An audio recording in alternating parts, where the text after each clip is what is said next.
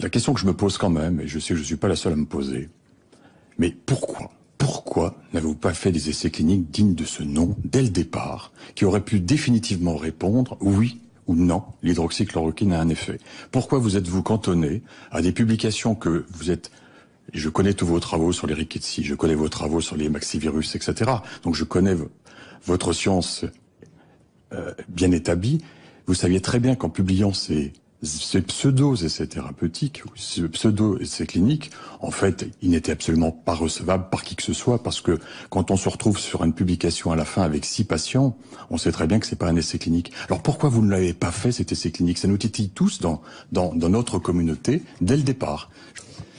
Non, je suis pas d'accord avec ça. D'une part, ce que nous avons fait, c'est ce qui se fait de plus simplement, c'est-à-dire quand on fait un essai thérapeutique, si vous voulez, quand les choses deviennent significatives, c'est de l'éthique basale, hein, et l'éthique a rien à voir avec la méthodologie, c'est deux choses distinctes. L'éthique basale, c'est que quand on a la preuve que quelque chose marche, et on doit le faire à mi-chemin, quand on a la preuve que quelque chose marche, on arrête l'essai. Et donc, je suis désolé que vous n'aimiez pas mon essai, moi je l'aime beaucoup, et je trouve qu'il a toutes les bases d'un essai, de la seule manière de faire des essais, qui est de faire des essais comparatifs et d'avoir une différence significative. Et contrairement à ce que vous dites, et ça, alors là, je m'excuse, mais alors c'est une erreur radicale, moins il y a de gens quand c'est significatif, et plus c'est significatif. Quand vous avez 10 000 personnes, vous êtes obligé d'avoir 10 000 personnes dans un essai pour monter une significativité, c'est qu'il n'y a aucune différence. Parce que je vais vous dire, il y a 15% des gens qui ne prennent même pas les médicaments qu'on leur prescrit. Donc quand vous cherchez des différences de 1%, vous n'êtes plus dans la médecine, vous êtes dans du fantasme méthodologique. Donc tout essai qui comporte plus de 1000 personnes est un essai qui cherche à démontrer des choses qui n'existent pas. Et je suis désolé, c'est une base de la statistique, et je vous assure que je suis un très bon méthodologiste.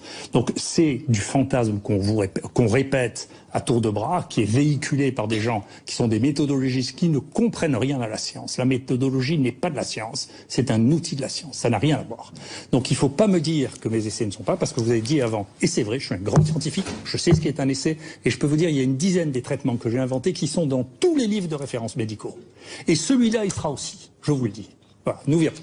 Mais je peux vous dire, et il faut arrêter, il faut les regarder, les livres médicaux, il faut regarder en maladies infectieuses combien il y a d'essais, combien il y a de thérapeutiques qui sont utilisés actuellement, qui ont été basés sur des essais randomisés, et vous verrez, il n'y en a pas beaucoup, et le peu qu'il y a était, en particulier pour le sida, totalement inutile, parce qu'il suffisait de faire des charges virales. Donc c'est pas vrai, c'est de l'intox, c'est pas vrai, ça disparaîtra, comme c'est apparu il y a une vingtaine d'années, c'est de l'intox. Je vous suggère d'ailleurs, plutôt que vous avez qu'à le lire, parce que c'est intelligent, sur la version de Wikipédia en anglais, vous avez qu'à lire, vous verrez qu'il y a la moitié qui dit voilà, il faut faire des essais randomisés, l'autre moitié qui dit voilà pourquoi il ne faut pas en faire.